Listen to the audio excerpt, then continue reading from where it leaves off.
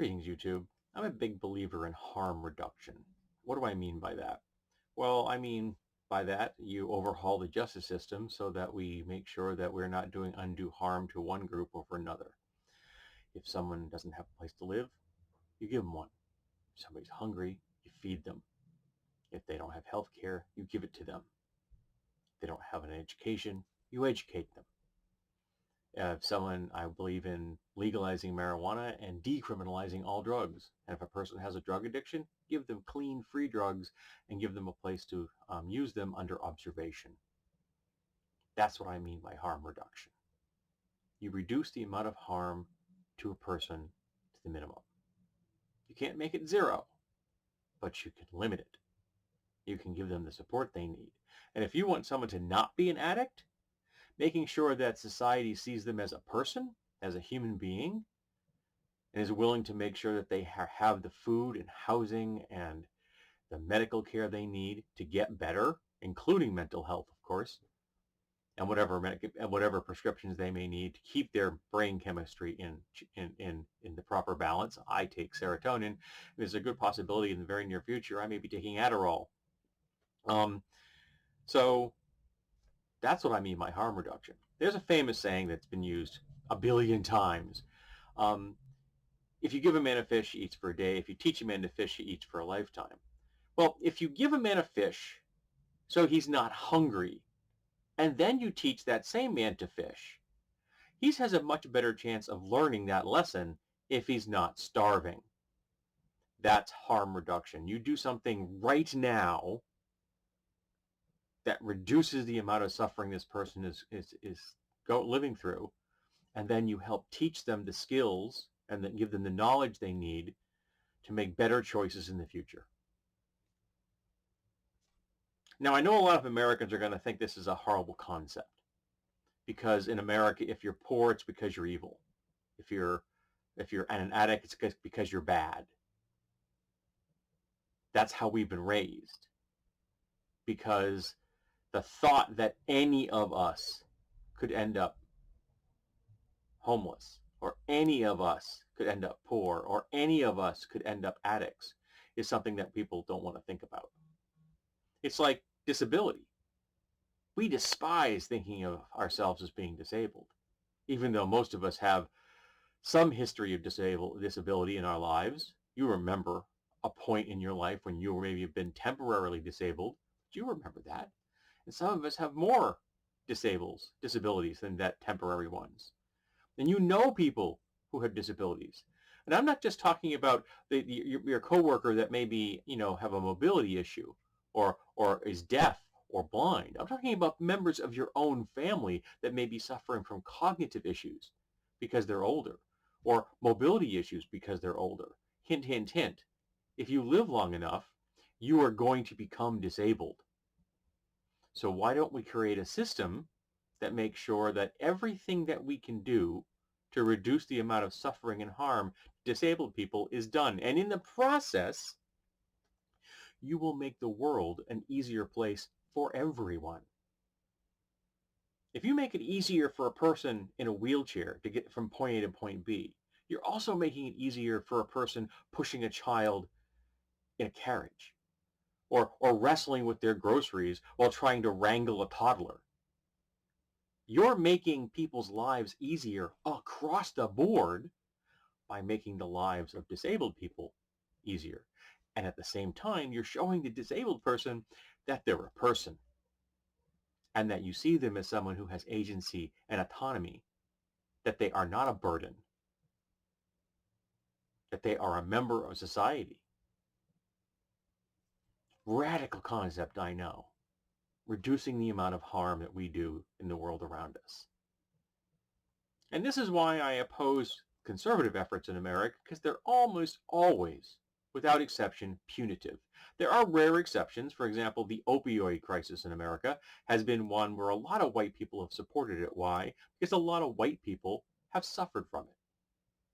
As opposed to the crack epidemic we had in America, which was very much viewed as a black addiction. And so it was all about punitive. It was all about throwing them in prison. Just because the person was an addict, they got thrown in prison. They weren't harming anybody. They were an addict who got caught with drugs. So now they get to go to prison. And when they get out, do you think their lives are going to be better or worse now that they have a felony conviction on their record? You think that's going to make it easier for them to get housing or a job or health care? Hmm? So if your idea is to help get someone off of drugs, you support them, you don't punish them. But with the opioid crisis, well, that was affecting a lot of white people. And suddenly white people felt that they sense of empathy and compassion and sympathy for their fellow humanity. They didn't feel that for the black community. They were bad. Even though chemically, the differences between crack cocaine and powdered cocaine, which is a substance used far more by white people than black people during that epidemic, was not much different between those two chemicals. But if a white guy got caught with a gram of powdered cocaine and a black guy got caught with a gram of crack cocaine, which one is more likely to have a charge placed against them? Which one is more likely to have been found guilty? And which one is likely to have a stronger, harsher sentence brought against them? Right, the black guy. And that adds into the mythology that black people are have higher levels of criminality when they don't. Both those guys had a gram of cocaine. Of course, under my model, they wouldn't have been arrested at all because it wouldn't be illegal, because it shouldn't be. It's a chemical addiction. If you're going to make every drug a criminal offense, then why don't you make tobacco and alcohol criminal offenses? We saw how well that worked with alcohol, right? Well, prohibition didn't work for alcohol. It doesn't work for the other drugs. We need to reduce the harm in the world and make them all decriminalized. All of them. And then we support the people so they get better and become the best versions of themselves they can be. And if they spend the rest of their lives living in free public housing, eating food provided by the state, healthcare provided by the state, education provided by the state, K through college, okay. You are not a measure of the work you do. That is not your worth. You have worth because you're a person. Period. And as long as somebody isn't harming others and having an addiction isn't harming others directly, you shouldn't be treated like a criminal. Being homeless shouldn't be a crime at all, but it is. You think that helps anybody? Harassment, arrest. Just leave the homeless alone. And better yet, give them a place to live. We have millions of empty housing units in America. We have more empty units of housing than we have people who need them. It seems like a pretty simple equation to me. And it's more cost effective. It's just like universal health care would be far more cost effective for us all, as well as folks who currently, say, are on the streets and don't have any kind of medical coverage. The average American spends about 20% of their income to get some of the shittiest, crappiest health insurance, health coverage in the world for a developed nation. Okay?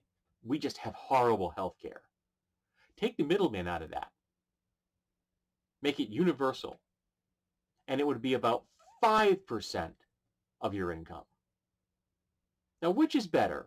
Spending 5% of your income for universal health care that covers everyone for everything, or spending 20% of your income for crappy health care that covers as little as possible so the companies can make the maximum amount of money.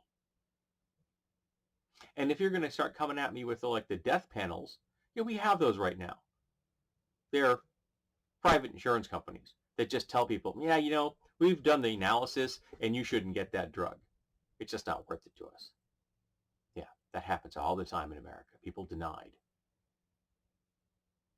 So I'm about harm reduction. And people that don't endorse harm reduction, at best endorse the current status quo, which is about harming people And at worst, they want the harming to get worse. So yeah, I will judge you for that, like it or not. So let's talk about harm reduction. What ideas do you have that would reduce harm in the world around us, and specifically in the United States of America, and make this place a better country and us a better species?